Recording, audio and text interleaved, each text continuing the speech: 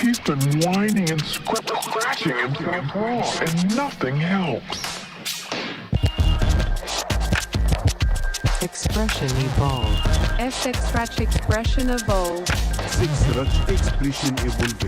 SXRATCH expression evolve. SXRATCH expression evolve. SXRATCH expression evolve.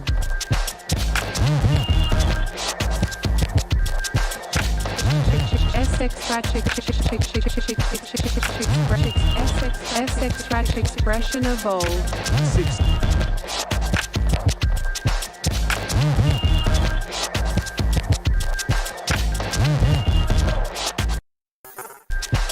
SXRATCH expression evolve. SXRATCH expression evolved. SXRATCH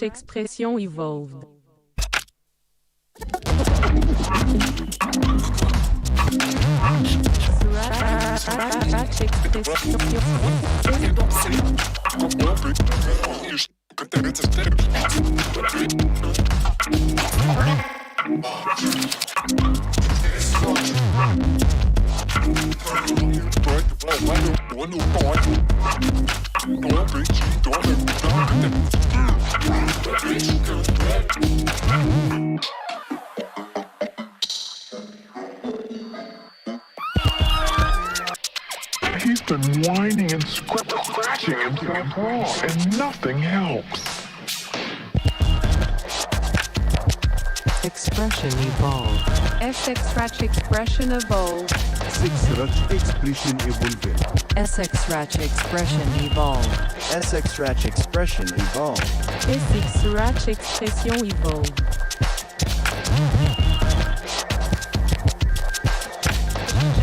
SXRATCH expression evolve. SXRATCH expression evolve.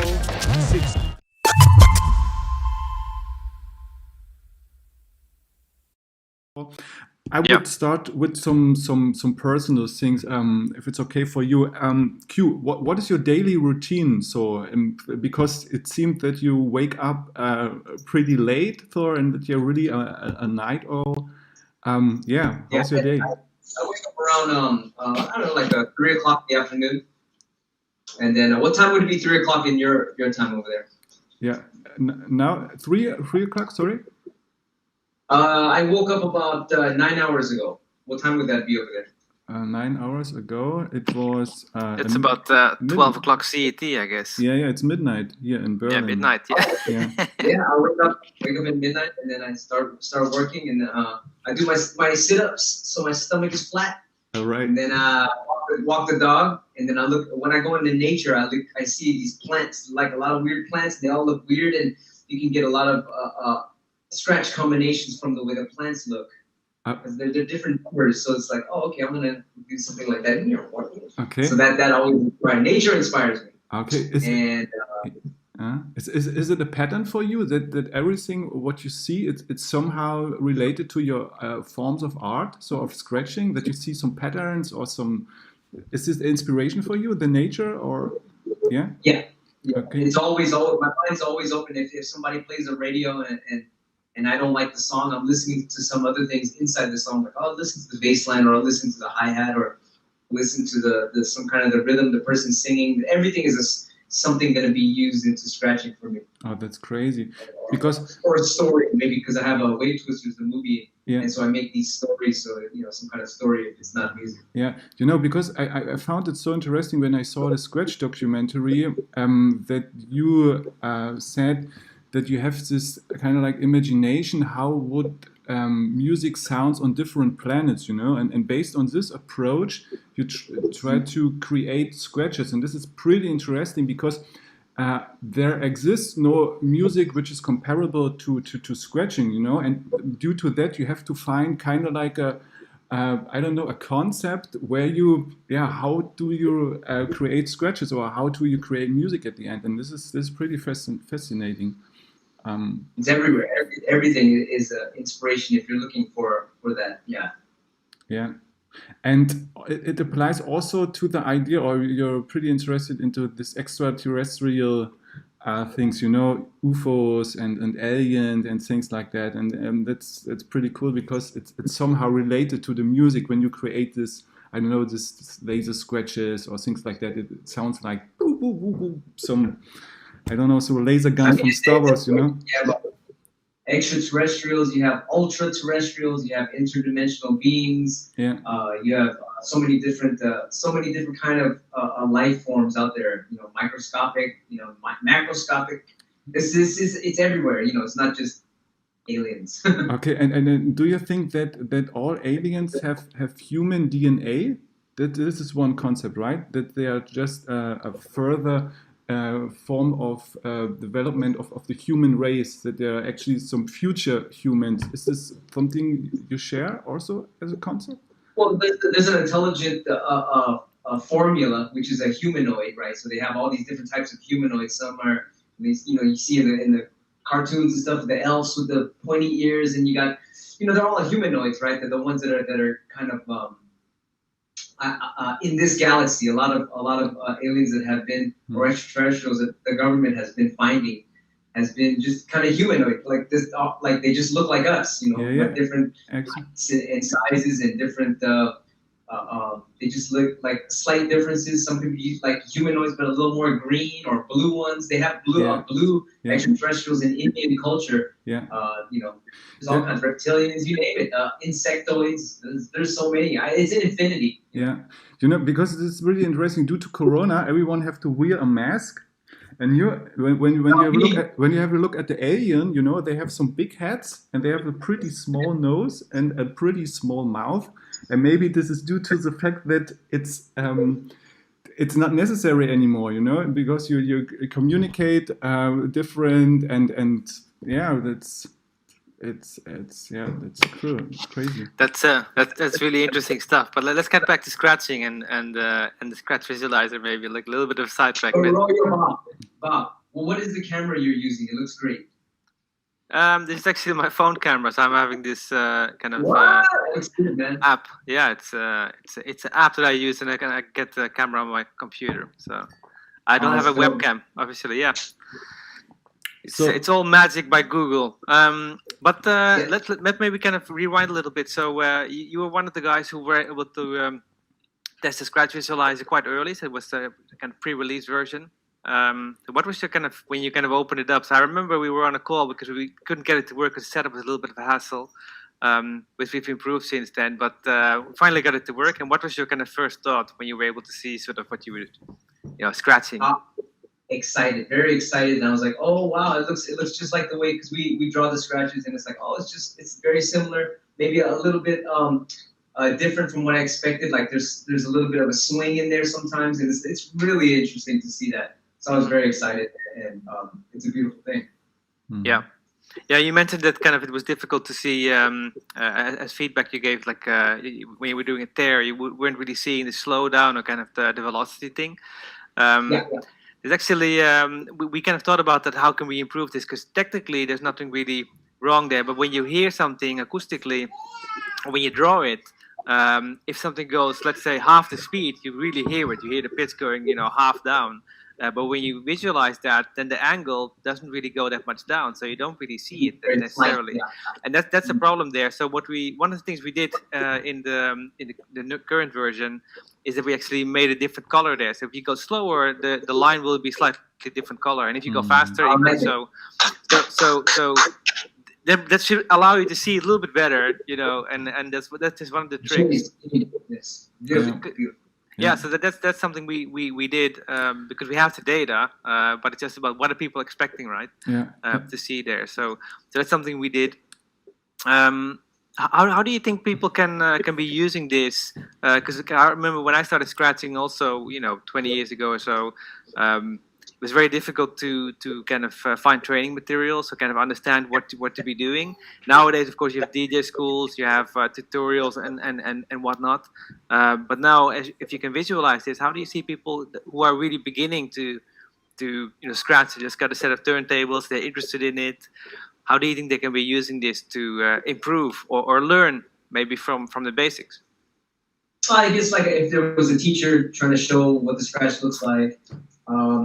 You can show it, or if somebody's like, here's the scratch, get out, and somebody's like, what the fuck are you doing? And then you say, oh well, let's bust out the scratch visualizer and be like, oh, I see it now, I get it. So it's a very important tool. It doesn't lie, you know. That's what it is. Yeah, this is also the experience we got so far, that when you have an additional visual representation of scratching, it's also a different approach of learning, you know, because back in the days it was always about hearing, you know, when you hear a one-click flare, it should be sound like this, but now you can see it, and I would definitely think it's more efficient, especially for people who are not experienced in turntablism, you know, for kids or things like that, when they put their hands on, they try out, and then you can say, hey, okay, the dot have to be right in the middle of this line, and this is pretty great so far.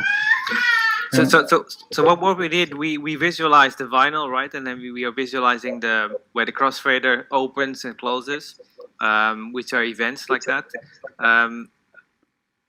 Knowing that, what are things that you think we can add still, or what's kind of missing when you've now been playing around with this a little bit? Because we have a roadmap of new features that we need to be adding and that we want to be adding. But what in your opinion is kind of a key thing that is missing? You know, now that you know what you can do with it so far? You know, it's kind of just keep advancing it from there. I mean, if you're looking at it like in a nature way or a psychedelic way, you know, when you scratch, the scratch can show up and then it fades out into a 3D thing. It's gotta kind of be like, it's like, oh, that's dope. You know, kind of like it looks. It's kind of like you're throwing beauty at the world. You know what? And so also the colors, the chromotherapy. I'm very into chromotherapy. I have a bath where you can like, if you want a mood, like a mellow mood, you turn the bath yellow and then the water lights it yellow. If you want to be, you know, kind of like feeling feel like mood, you turn it red. You know, things like that. So it's like the colors affect your mood and your scratching psychology. So I think that's important. You can change those. Really interesting angle there, because we were thinking more about how can you analyze it further. So maybe we add a beat grid, or maybe we add like ways in which we can kind of group together the crossfader clicks, so you can see, are you doing a crab or are you doing maybe just a wrist kind of click? But you're kind of talking. You have a counter there, like, oh, I did like fucking 1 million clicks today. Yeah, we have that. That's we have that funny, so you can do kind of a counter battle. we want to create. There too. We want to create a game, you know, that really that it counts the clicks, and then you can say you can be the click champion. You know, how many clicks in 1 minute, or how many, or how is the scratch performance without clicks? You know, how good does it sound? You know, when you do what, I don't know, 30 seconds just patterns, but you just allowed to do 3 clicks or 4 clicks or 5 clicks.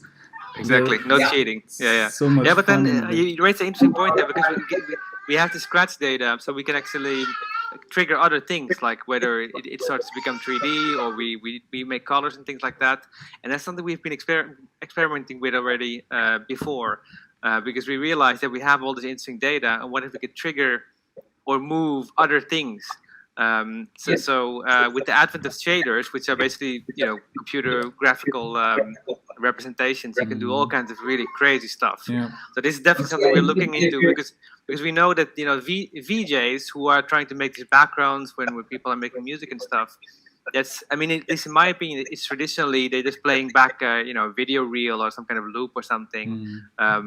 But it's not really being affected by the music. And if you can have something which is affected by your movements and by your whatever you're doing, that can be really interesting.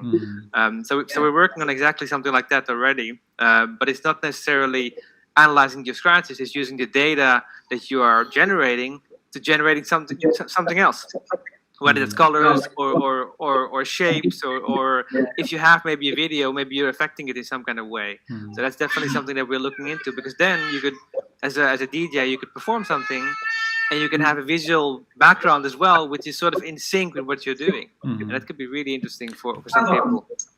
On this part, can you change the scratch? Like if I scratch the and then I was like, let me just put in hey in there. You can do that in this version. now, can you? No, not in this version, but this is the plan for upcoming version, that you can use like a VST instrument, you know, that we get the data from the scratch pattern, and then you can change, I don't know, to a violin or to a vocal sample or things like that. That will be really create this bridge between turntablism as a live performance and music production, you know. That's definitely the next step. This question is pretty interesting because because you released your last album some months ago, and which is pretty amazing. I heard that already on Spotify. What type of equipment do you use, or with other words, how do you incorporate scratching? Are there some certain techniques? Because when you do too much scratching, it becomes overloading, you know, in terms of the acoustics. So you have to be really careful how you use it. Is there a concept behind that? How you produce your music? Yeah, if it sounds like shit, it sounds like shit. If it sounds good, it sounds good. That's it. Basically. Okay, that's cool. So there's a lot of that's pretty much it. But of course, there's so many other things. You know, is it are you overdoing it? Is there a balance? Is there highs and lows? Is there a wave? Is there a roller coaster ride? Is there a storyline? Are you speaking? Are you like, if you're a rapper, can you hear the rhythm in the rap? Yeah. Is it you know, is the beat fucking whack? Like is it like, are you doing some shit that everybody else is doing? If, you know, there's so many factors going into producing music. And did you try to perform with the crossfader, not just volume, because you modulate volume with the crossfader, but that you can modulate also some equalizer or some flanger or some effects with the two clicker or things like that? Because this is one of our concepts, you know, that we really transfer the musical parameters, which are a traditional way of turntablism, now to other parameters, and this applies to everything what you can do in Ableton, you know, effects, I don't know, equalizer things, also to visuals, like Bob explained. But do you already work like this or use techniques? We made a mixer a long time ago called the TRX, and then on the fader we put the filter was a fader, and that awesome. was cool. You could scratch with that, and it was just a filter. But yeah, if you can assign a certain fader to the a certain effect to the fader, I think that's genius. If you guys are gonna do that, yes, that's wonderful. Yeah, okay. Because the new Rain mixer does that, right? I mean, the concept is pretty old. Stanton does that, I don't know, 20 years ago, I think. But that is one of the futures. You mean the 8-track yeah, version. the 8-track, exactly. Yeah. That's interesting. I mean, it's exactly kind of, you have these data points, so whether it's a fader or a vinyl movement, and you're trying to map that to something else. Yeah. But that's exactly how Alex explained. We're kind of seeing that there's a lot of patterns in terms of crossfader or then vinyl, and you can apply those to other modulations, you know, effects, visuals, all those kind of things. And we want to bridge that gap where you can either record and then use it somewhere. So how cool would it be if you're using a DAW and you can load in somebody's scratch patterns, and then you say, okay, I'm going to either put this sample there, or I'm going to use it in this kind of modulation, and they can just make a pattern for you. So instead of, you know, recording some kind of MIDI notes in terms of kind of a sequence for a melody, it's rather a scratch pattern, you know, from vinyl and crossfader movements. And then suddenly it becomes really creative, because then you can, okay, instead of using it in a sample, I'm just going to modulate something. Yeah. You know, so and then the you know, the results are kind of limitless, basically. So and this is something that's really missing currently. I think that scratching is kind of the movements in itself, and the outcome of it is only applied really for the most part in just, you know, sample volume and things like that, and that kind of stops there. So there's a lot of creative possibilities there. Yeah, I agree.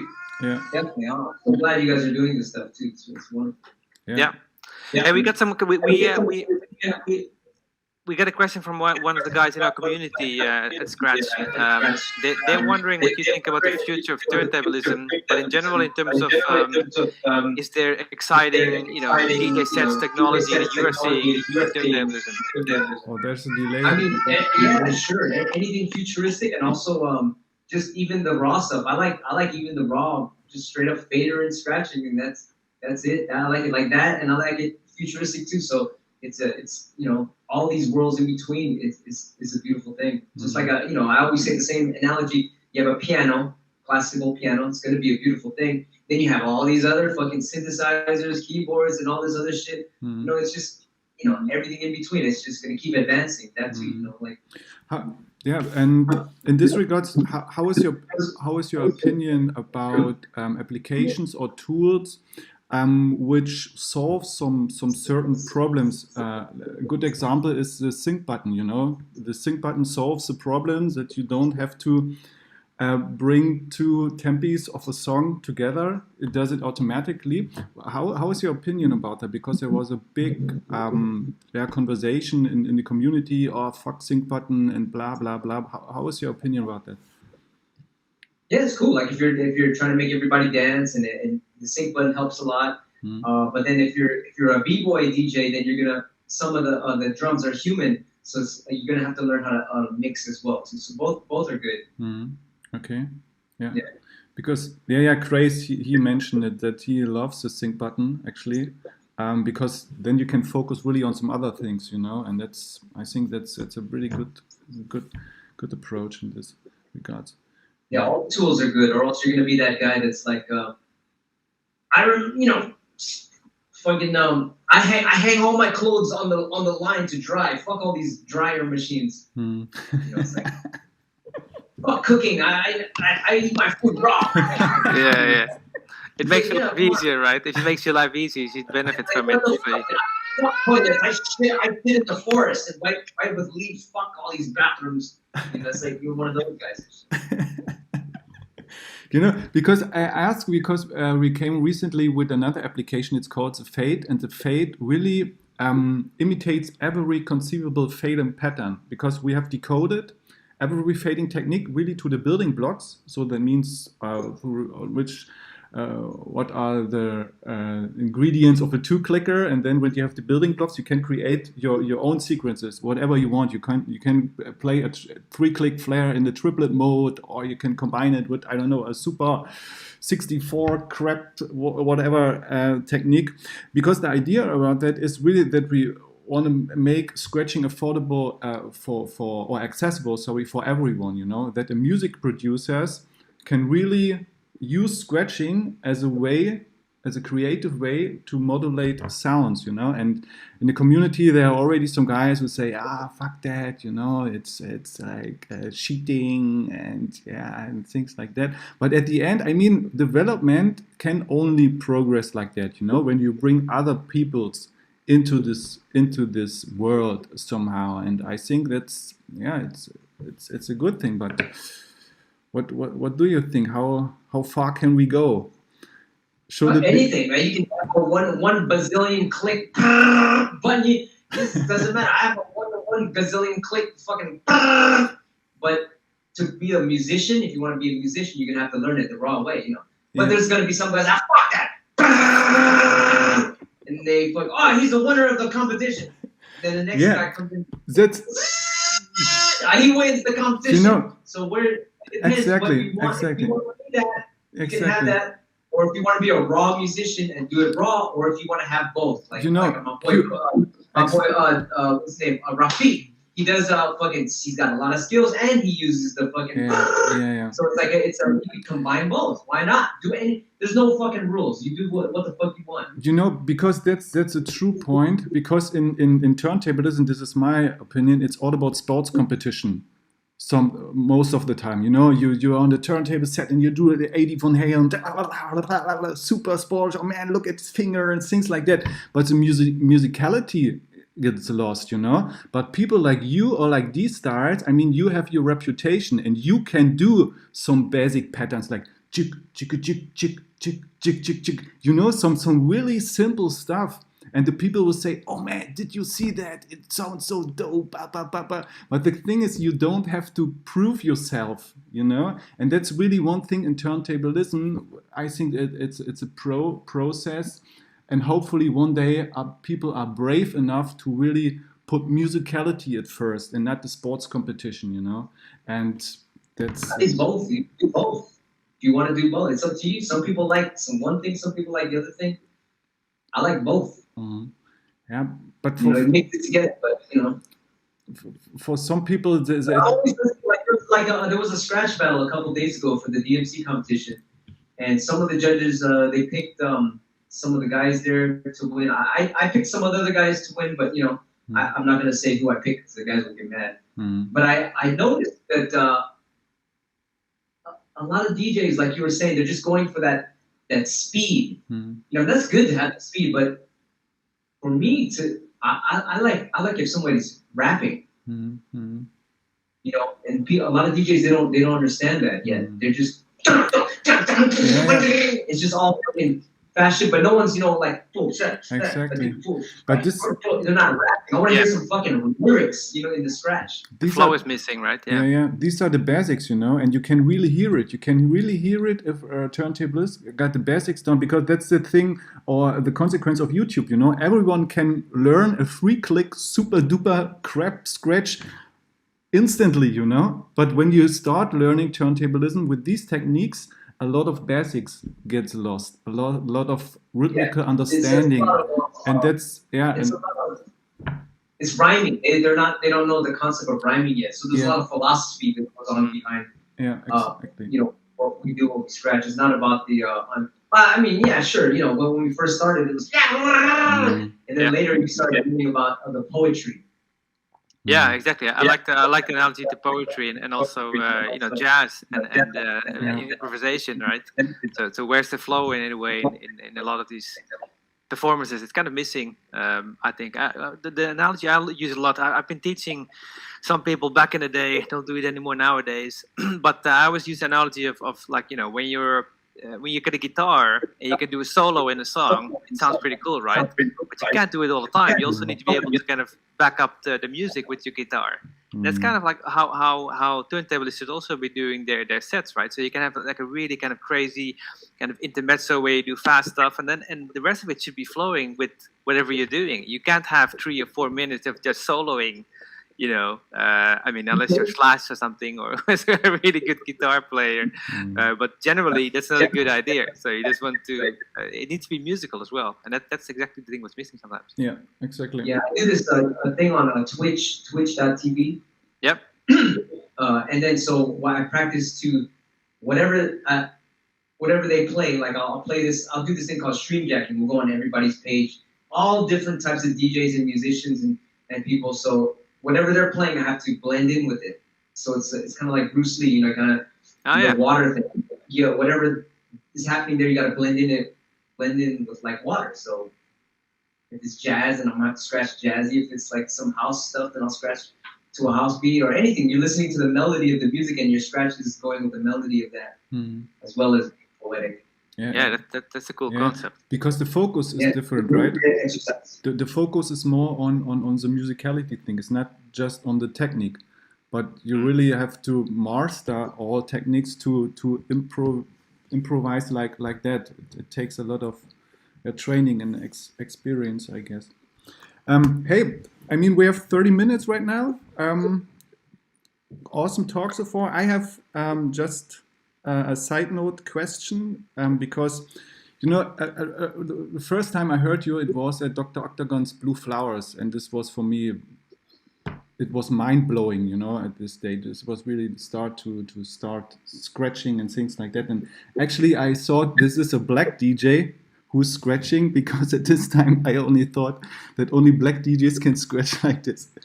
And then I saw... What? I'm part black.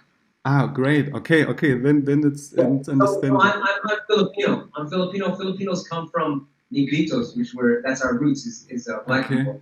So we've also been conquered by Spaniards, so we're part Spanish, and of course we're Asian in that area, so we're mixed with Asian, Spanish. Yeah, sure. And we're Latin. A lot of Mexicans across the ocean and mixed with the Filipinos. And my father is part Turkish, so I'm really, foreign national. Oh, also, I'm Middle Eastern too.